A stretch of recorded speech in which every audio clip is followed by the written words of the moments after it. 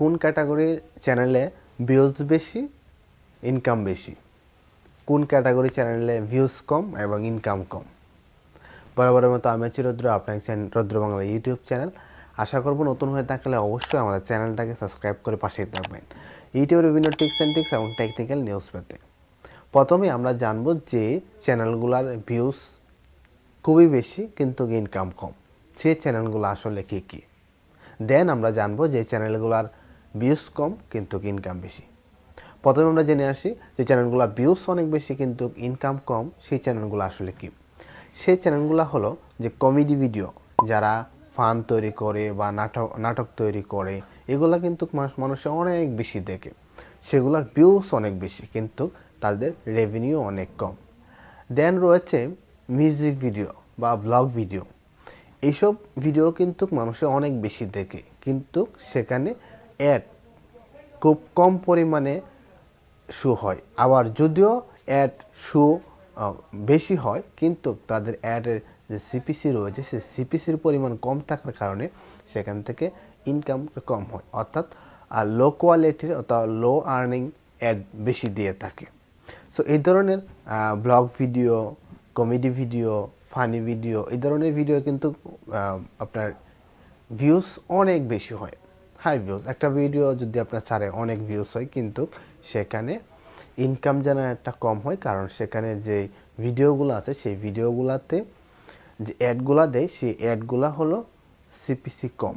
So যে অ্যাডগুলোতে CPC কম সেগুলো কিন্তু আপনার ইনকামও কম হবে। যেমন আমরা যে ভিডিওগুলো তৈরি করি সেটা হচ্ছে এডুকেশনাল ভিডিও।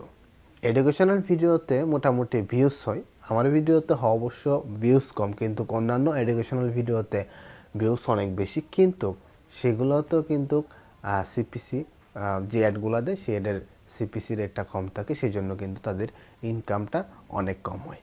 এখন আমরা জানবো যে কোন ধরনের চ্যানেলগুলোতে সিপিসি রেট অর্থাৎ অ্যাডের রেটটা অনেক বেশি, হাই র্যাঙ্কের অ্যাড দেয় এবং সেই অ্যাডগুলো থেকে ইনকাম অনেক বেশি হয় ভিউজ কম থাকা সত্ত্বেও। সেই ক্যাটাগরির চ্যানেলগুলো আসলে কি? হ্যাঁ, সেই ক্যাটাগরির চ্যানেলের মধ্যে প্রথম যে পড়ে সেটা হলো যে বিভিন্ন কার রিভিউ বা দামি মোটরসাইকেল বা দামি কোনো কিছু, সবচেয়ে বেশি যেটা হয় সেটা হচ্ছে কার রিভিউগুলো। যে দামি দামি কার যদি রিভিউ করে এবং সেই দামি দামি কার রিভিউগুলো দেখার জন্য কিন্তু ধনী লোকদের, এক ধরনের ধনী লোক সেই চ্যানেলগুলো সাবস্ক্রাইব করে। সো সেখানে কিন্তু যে অ্যাডগুলো দেওয়া হয় সেখানে সেই অ্যাডগুলো কিন্তু হাই র্যাঙ্কিং, তাদের সিপিসি অনেক বেশি। সো যেই সিপিসি যদি একটা অ্যাডের বেশি হয় সেখানে কিন্তু ভিউজ কম হলেও ইনকাম জেনারেটটা অনেক বেশি হবে। এছাড়াও কিছু চ্যানেল রয়েছে যেমন বিউটি, ফ্যাশন প্লাস হলো ফুড রিভিউ। যারা এই ধরনের চ্যানেল নিয়ে কাজ করে তাদের ভিউজ তুলনামূলক কম কিন্তু তাদের যে অ্যাড রয়েছে সেই অ্যাডের সিপিসিটা অনেক বেশি এবং হাই কোয়ালিটির অ্যাড সেখানে শো করে, সেই জন্য সেই ভিডিওগুলোতে অনেক বেশি ভিউজ হয় এবং সেই ভিডিওগুলার ভিউজ কম হলেও সেখানে ইনকামটা অনেক বেশি হয়। আর ইনকাম বেশি হওয়ার কারণেই সেখানে আর্নটা কিন্তু অনেক বেশি হয়ে যায়। তবে দুইটা ক্যাটাগরির ভিডিওগুলোই মোটামুটি ভালো। যেমন দ্বিতীয় যে ক্যাটাগরির ভিডিওগুলো বলেছেন যেমন কার রিভিউ, বিউটি, তারপর হচ্ছে ফ্যাশন, তারপরে হলো ফুড রিভিউ, ওদের ভিউজ কম কিন্তু আর্নটা বেশি। আর একটা জিনিস হলো যারা কমেডি তৈরি করে, মিউজিক ভিডিও, ব্লগ বা এডুকেশনাল ভিডিও, তাদের কিন্তু ভিউজ বেশি কিন্তু ইনকাম কম। কিন্তু ভিউজ বেশি হওয়ার ক্ষেত্রেও দেখা যায় যে অনেকে ইনকামটা অনেক বেশিও করে থাকে যেহেতু অ্যাড বেশি শো হয়।